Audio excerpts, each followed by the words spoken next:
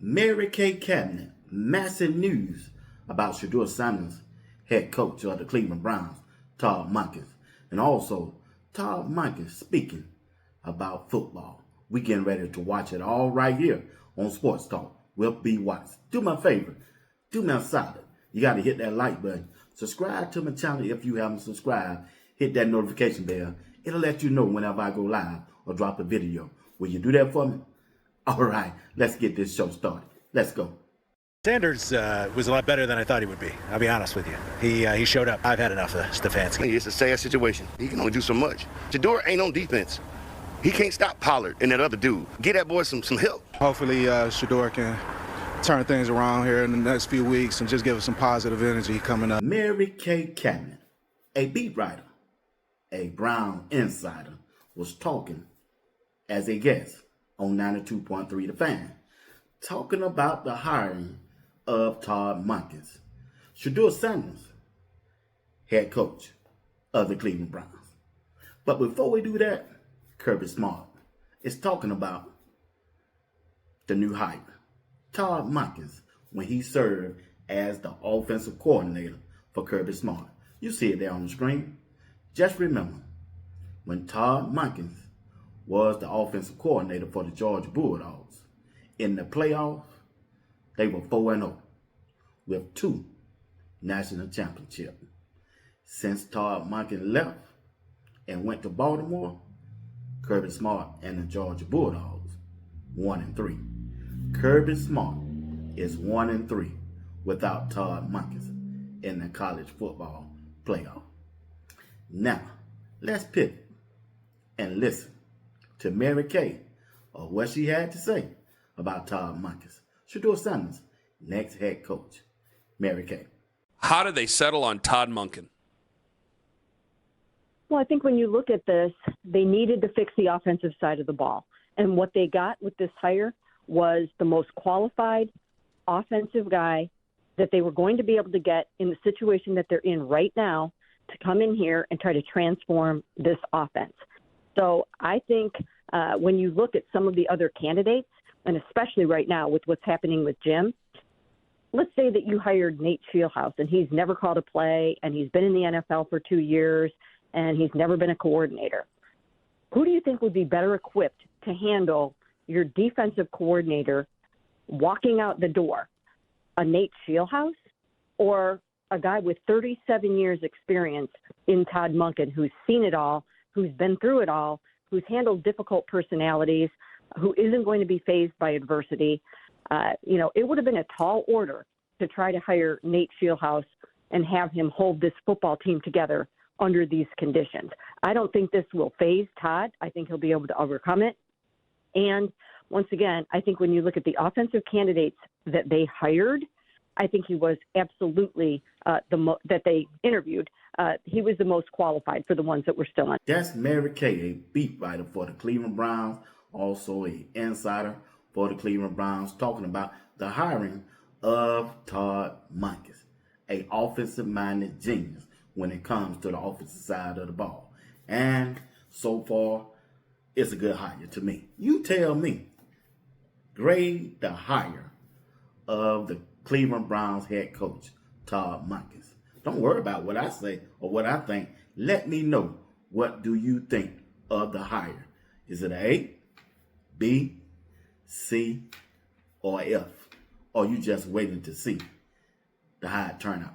Let me know down in the comments what you think of the hire of the new head coach of the Cleveland Browns, Todd Monken. All right? As you can see right there, what his former boss is saying, that's the head coach now of the New York Giants. That's John Harbaugh, or what he had to say about Todd Monken when he was with him as the offensive coordinator of the Baltimore Ravens with Lamar Jackson.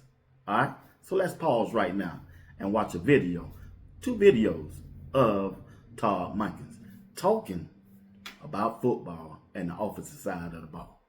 Todd Monken. What excites me is when you hear what the players say about your quarterback.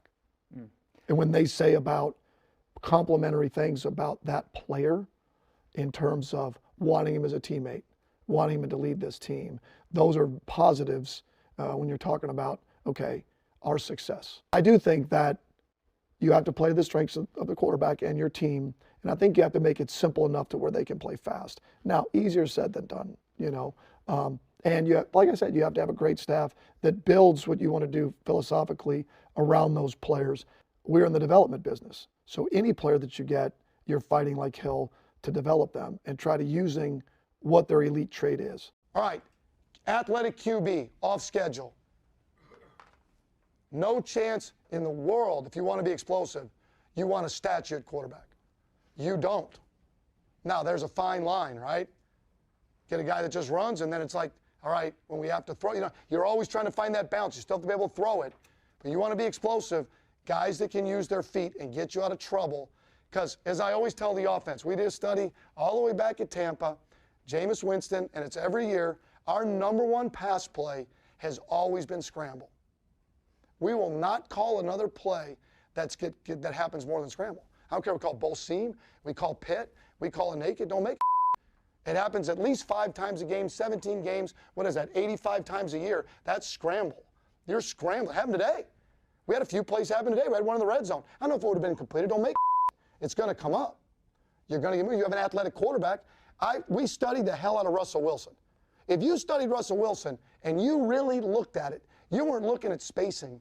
You weren't looking at concepts. You were looking at shots and him running around and making a play. And they were elite at scramble drill. They just were. So you want to be explosive, you have to fight like that guy's a really good thrower.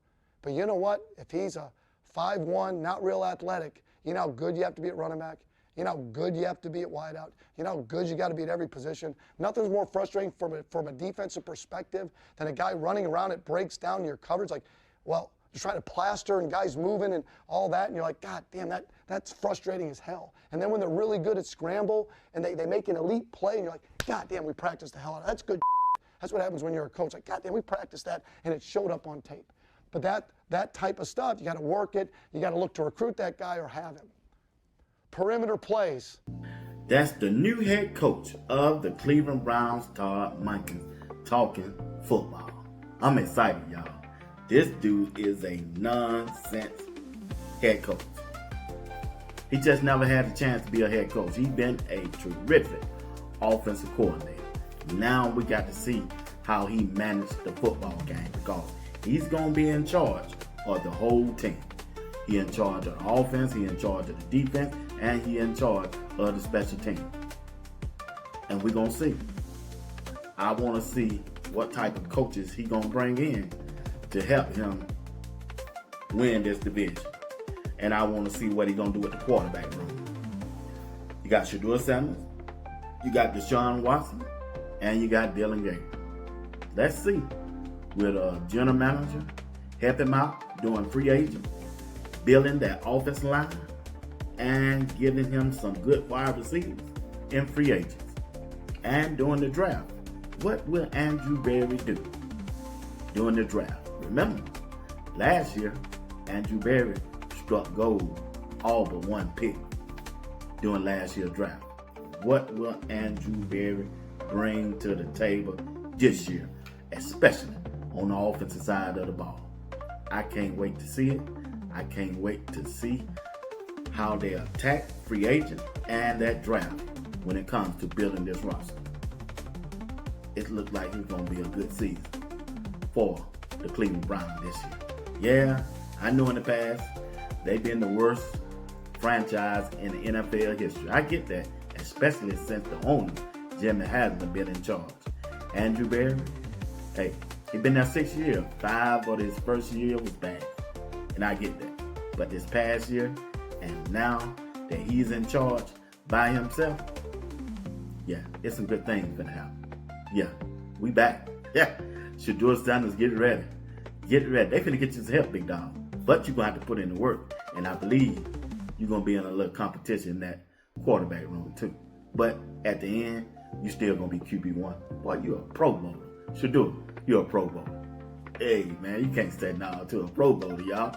He just can't, man. All right, friends. Hey, that's the end of my show right there. I want to appreciate all of you for your time. Thank you for your likes. Thank you for your comments. Thank you for hyping the video. Thank you for sharing it. Continue to do so as I continue to grow right here on Sports Talk with B. Watts. Only way I can grow is with you. We're going to do this thing together, okay? Until next time, y'all have a blessed day. Got a live show at 8 o'clock p.m. Please tune in. I'm telling you, it's going to be a good show tonight. I promise you that. Until next time, peace.